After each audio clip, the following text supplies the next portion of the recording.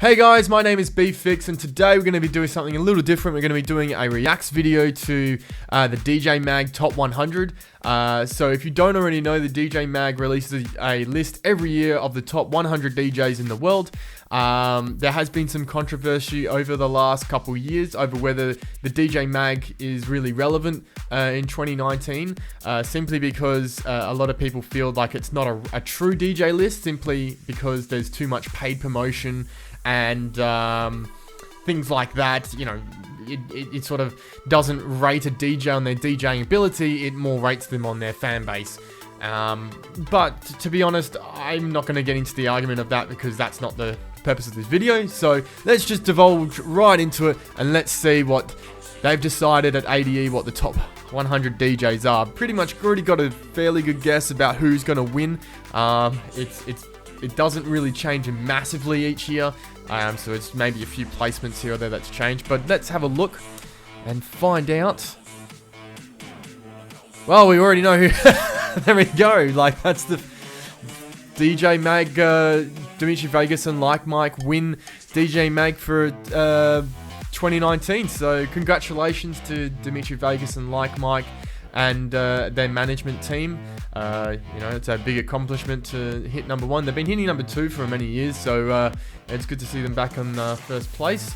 So let's try. I'm not going to close my eyes here and just go right to the bottom just so I don't see who's there. Hopefully it's down the bottom. Okay, so who we got?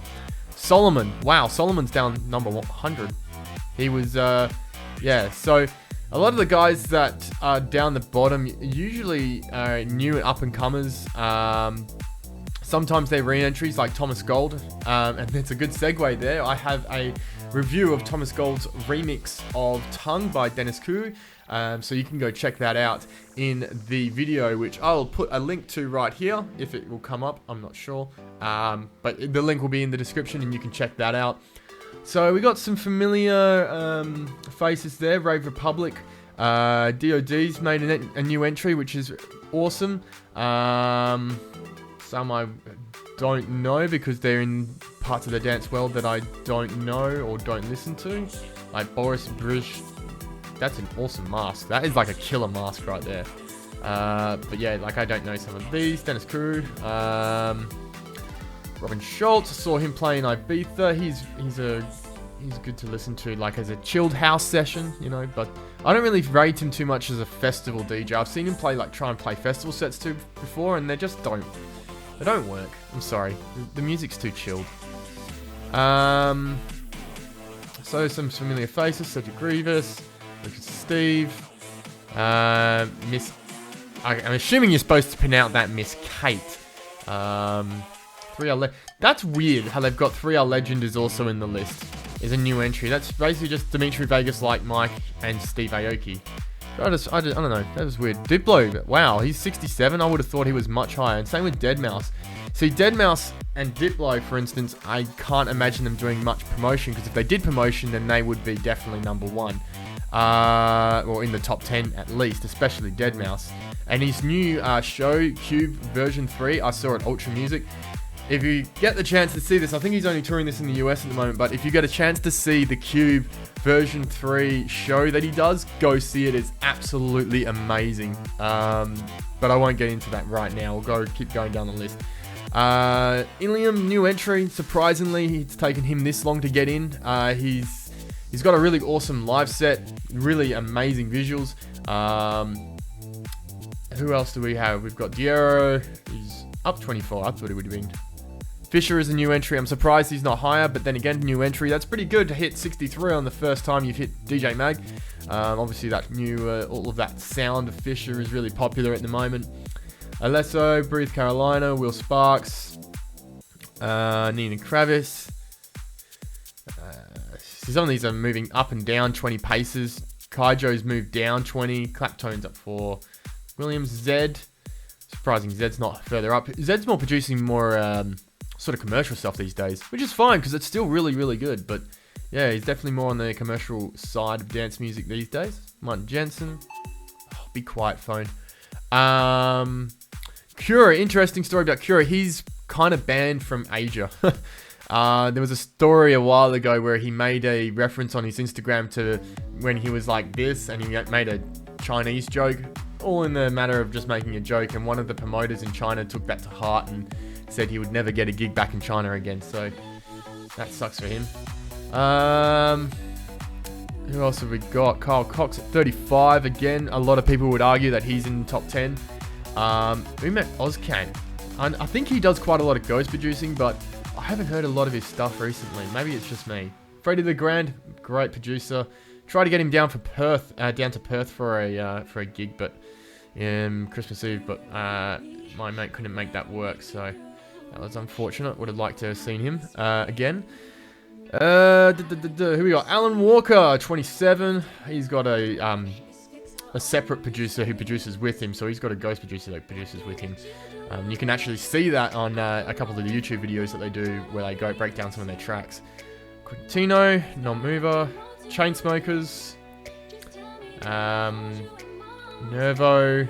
Funnily enough, we actually there was a show that they were supposed to do here in Perth and they cancelled because... Yes, I have the Avengers theme song as my phone.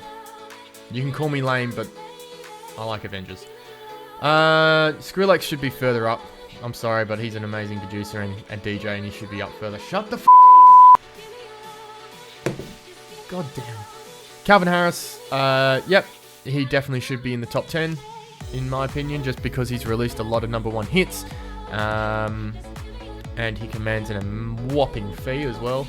Eric Prince is the same. You got some amazing producers in here and DJs, and they should definitely be further up. Wow, Timmy Trumpet's photo is massively like photoshopped. Wow, I don't even have to open that up to know how photoshopped that is. That photo editing is absolutely terrible. Wow, looks like a... I don't want to compare him to like a Barbie doll, but he looks like a Kent.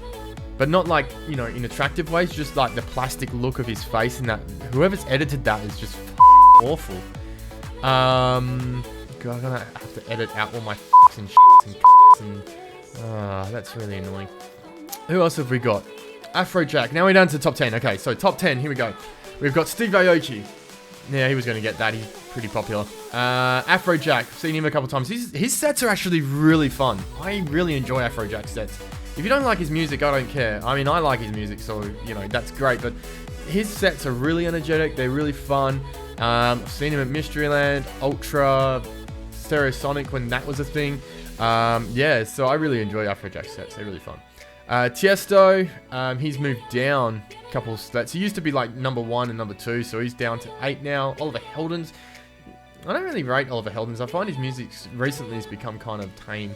Don Diablo, I have a lot of time for Don Diablo. That whole hexagon sort of sound that he's made, that new bass, new bounce sound, that future bass sound that he's sort of curated and pushed forward on his label, and giving a lot of artists like Jonas Adden and guys like Madison Mars and guys like that. Like, that sound is just such an awesome sound. It's not like too in your face like banging, but it's still like really groovy and dancey. It's good. Marshmello, yeah, no surprise there. Personally, I think his music's kind of average, but not all of it, but like some of it's been like, it's a bit like, not particularly that great, but he's got a really great marketing behind him, and he's got a great branding image behind him, so that's why he does so well.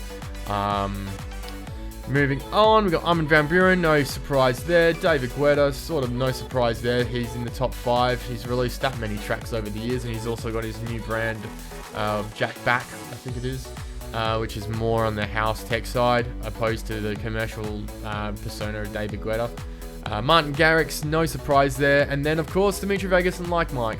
So it was pretty much a contestant between these two guys here, whether they would get it or not, which one of these guys would get it. There was a thing that, you know, David Guetta might get it, but I didn't think that was ever going to be the case. It was either going to be Dimitri Vegas and Like Mike and Martin Garrix. Dimitri Vegas and Like Mike have the Tomorrowland brand behind them. They've got a monster amount of followers, and I know from news reports that they have spent money on advertising for the DJ Mag list, and some people disagree with that, but at the end of the day, this is business, and, you know, the DJ Mag Top 100 does mean something in Asia. Maybe not so much in Europe when it comes to bookings, but Asia is really keen on the DJ Top Mag 100 list.